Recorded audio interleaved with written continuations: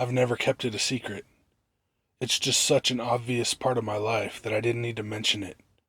Or if I did, I just said I was talking to myself, and people thought I was joking and laughed it off. It wasn't until I was in my first and only serious relationship that it kind of caused a problem.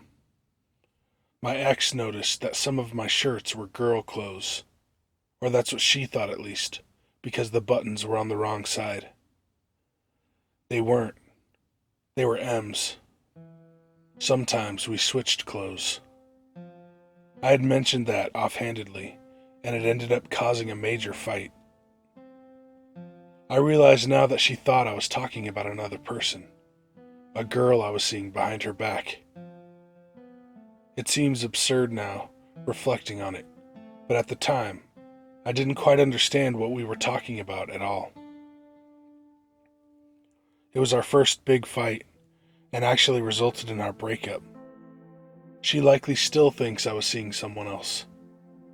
I guess I was, my reflection. At the time, I had thought she was crazy. I see things differently now, but it doesn't matter. I'm not sure anything does anymore, but I'm getting ahead of myself. I talk to myself now and then, typically in my room, to a full-length mirror, to my reflection. To talk to one's reflection isn't so strange, but mine talks back in a voice like mine, but different. He's muffled, as though behind glass, which I guess he is.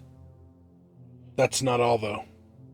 Occasionally, we exchange things through the mirror, though it takes a little effort to push it through the glass. Small things, mostly. Clothes a few times.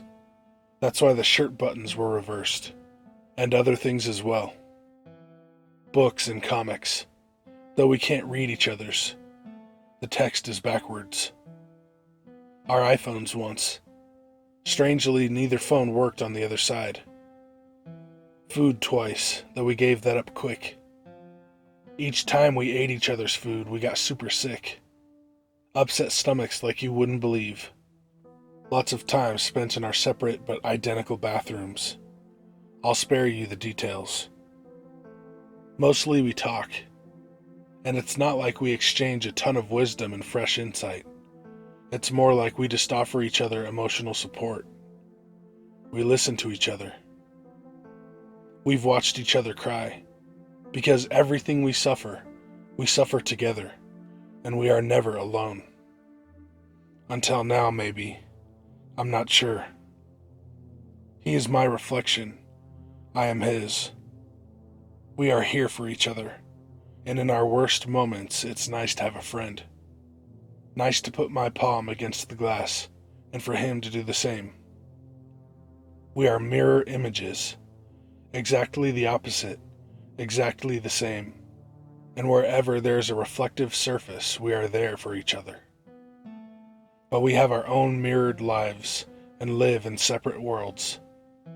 Worlds once nearly identical, but that are definitely not identical now. But I think they will be again soon, and that is likely my fault. I noticed a week or so ago that he was looking different. Coughing, pale, thinner every day, and his eyes bright with fever. The last time we talked, before he lost his voice completely, he told me about something that's happening in his mirrored world behind the glass. Something terrible. A highly contagious and deadly plague is sweeping through the population. A virus he now has. He's alone. He's sick. He's dying, and he's scared. It's only natural that I would try to comfort him. That was 2 days ago. The next morning, he wasn't in the mirror in front of me. Through the glass, his room, usually so identical to mine, is dark. In the gloom, I can see the edge of his bed. Under the blankets, I see a lump that I know is his foot. And although we both have restless leg syndrome, his foot isn't moving. I told myself he was sleeping, and I went to work. That was yesterday.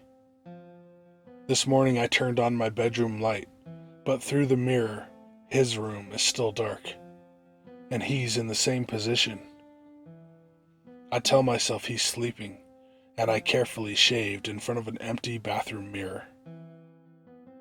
Driving to work, I couldn't see my reflection in the side or rear view mirrors.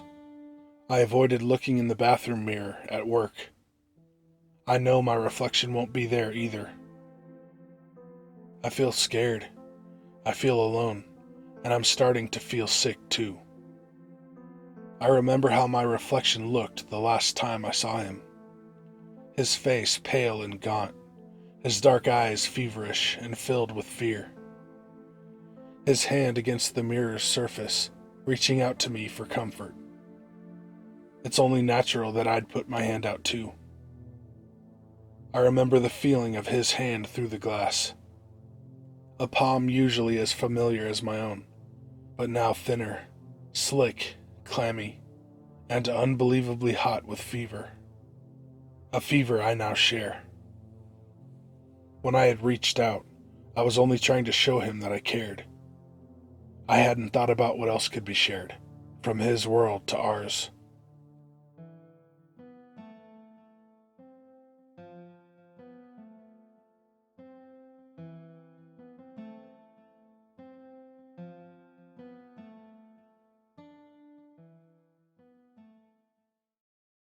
Hey guys and ladies, thanks for watching. Send your story or creepypasta to the email in the description. My merch, Patreon, Instagram, Twitter, and Discord are down there too. Be good to animals, even people. See ya. Ja, snämar, Bergsbus, Rish.